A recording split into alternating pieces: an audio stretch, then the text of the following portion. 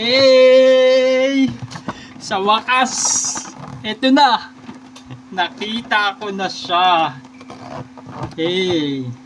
By the way, kauwi ko lang, galing ako dun sa sa Shaggy D exclusive fan preview. Grabe. Hanggang ngayon dalang-dala ko yung experience sa lahat ng napuntahan kong event ng Bini. Ito talaga. This is it. sobrang nakakakilig. Kasi bukod sa syempre pinalad tayo na mapili na maging one of the luckiest Bini Blooms dun sa 88 exclusive na makakasama sa Shaggy D music video preview. Bukod pa doon, yung basta hindi ko ma-explain sobrang saya, sobrang nakaka-overwhelm yung mapili din yung tanong ko na itanong para sa Bini, which is yung actually inano ko na yun, sinend ko na yun sa website, tinanong ko na yun para sa live kung sakali mapili, kasi hindi napili kasi para pala sa literal na live na pagtatanong sa kanila yon. So ito na, isa ako sa napili na dalawa lang kaming napili dun sa mga blooms na tinanong kung may tanong daw ba kami para sa girls sa Bini.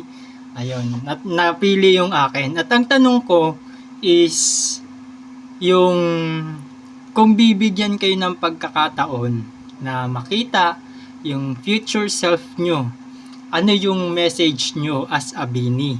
Yun yung tanong ko sa kanila. Nakakatuwa lang kasi talagang alam namin na mga nandoon na talagang galing sa puso yung pagsagot nila. At talagang message nila yun para sa sarili nila, para sa future self nila. Panoorin nyo na lang dun sa mga sa mga official sites, official pages ng Bini, yung full video nun. So eto na nga, punta na tayo sa unboxing. Hey, eto din may nakita din ako ng panis, yung maloy sa akin matangkad. Eh, maloy ko matangkad. Joke lang. So ito na. Nung last month ko pa hinahanap actually. Ngayon lang nagkaroon ng stock. Pero ang hinahanap ko kasi kanina, Jollibee. Wala pala yun. As in literal na selected store lang pala talaga yung sa Jollibee. Yung Jollibee dito sa amin, 2 branch na malapit. Wala. Hindi daw sa kanila yun available. So, better luck next time na lang. No? Pero hindi ako susuko.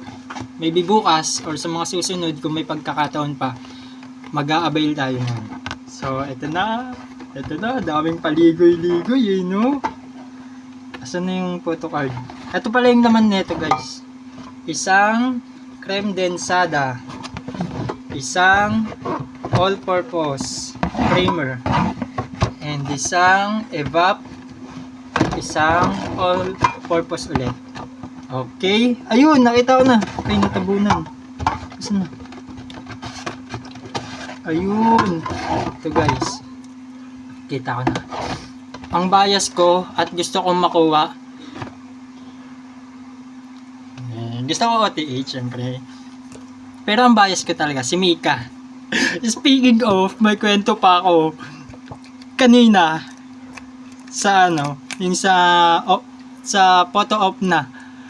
Actually, talaga nabubuang ako. Sobrang nakakatawa kasi ito na lang yung naiiwan sa bucket list ko sa Bini. Yung may bucket list kasi ako sa Bini, maka-attend ng concert, ng pre-concert, ng paid concert, makabili ng official merch, makapunta sa mga events at kung ano-ano pa.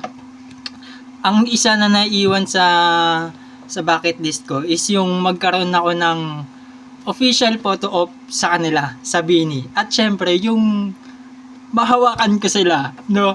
Hindi lang basta makita, hindi lang basta makausap, mahawakan ko sila. At nangyari yun kanina, kay Mika. Nababaliw na ako, guys. Na ano ko siya, naka-heart ko siya, no? Bubuang na ako, sobrang tuwa ako. Ito na. Sino to?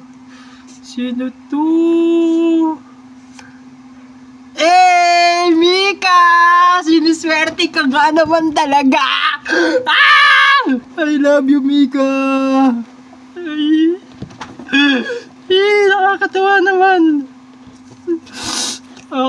Ay, nako.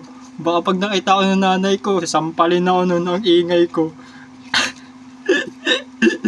Ay, nako! Success na success!